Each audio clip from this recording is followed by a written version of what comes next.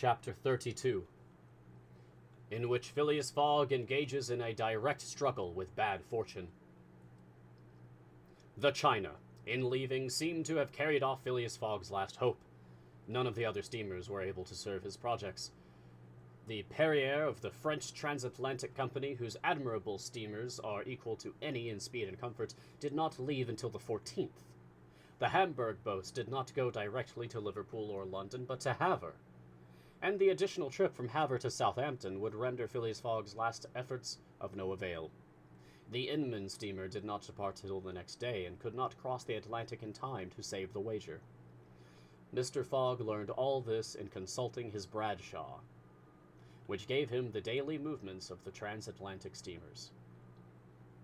Passepartout was crushed.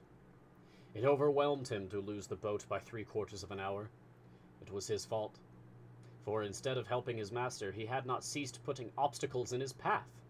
And when he recalled all the incidents of the tour, when he counted up the sums expended in pure loss and on his own account, when he thought that the immense stake added to the heavy charges of this useless journey would completely ruin Mr. Fogg, he overwhelmed himself with bitter self-accusations. Mr. Fogg, however, did not reproach him, and on leaving the Cunard pier only said, "We will consult about what is best tomorrow. Come." The party crossed the Hudson in the Jersey City ferryboat and drove in a carriage to the St. Nicholas Hotel on Broadway. Rooms were engaged, and the night passed, briefly to Phileas Fogg, who slept profoundly, but very long to Aouda and the others, whose agitation did not permit them to rest. The next day was the 12th of December. From 7 in the morning of the 12th to 9:15 in the evening of the 21st, there were 9 days, 13 hours, and 45 minutes. If Phileas Fogg had left in the China, one of the fastest steamers on the Atlantic, he would have reached Liverpool and then London within the period agreed upon. Mr. Fogg left the hotel alone, after giving Passepartout instructions to await his return, and inform Aouda to be ready at an instant's notice. He proceeded to the banks of the Hudson, and looked about among the vessels moored or anchored in the river for any that were about to depart. Several had departure signals, and were preparing to put to sea at morning tide. For in this immense and admirable port there is not one day in 100 that vessels do not set out for every quarter of the globe. But they were mostly sailing vessels, of which, of course, Phileas Fogg could make no use. He seemed about to give up all hope, when he espied, anchored at the battery, a cable's length off at most, a trading vessel, with a screw, well-shaped, whose funnel, puffing a cloud of smoke, indicated that she was getting ready for departure. Phileas Fogg hailed a boat, got into it, and soon found himself on board the Henrietta, iron-hulled, wood built above. He ascended to the deck, and asked for the captain, who forthwith presented himself.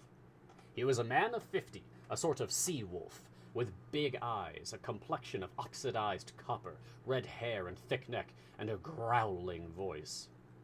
"The captain?" asked Mr. Fogg. "I am the captain." "I am Phileas Fogg of London." "And I am Andrew Speedy of Cardiff." "You are going to put to sea?" "In an hour." "You are bound for Bordeaux." "And your cargo?" "No freight. Going in ballast." "Have you any passengers?" "No passengers. Never have passengers. Too much in the way." "Is your vessel a swift one?" "Between 11 and 12 knots. The Henrietta, well known." "Will you carry me and 3 other persons to Liverpool?" "To Liverpool? Why not to China?" "I said Liverpool." "No." "No?" "No. I am setting out for Bordeaux, and shall go to Bordeaux." "Money is no object?" "None." The captain spoke in a tone which did not admit of a reply. "But the owners of the Henrietta," resumed Phileas Fogg. "The owners are myself," replied the captain. "The vessel belongs to me." "I will freight it for you." "No." "I will buy it off you." "No."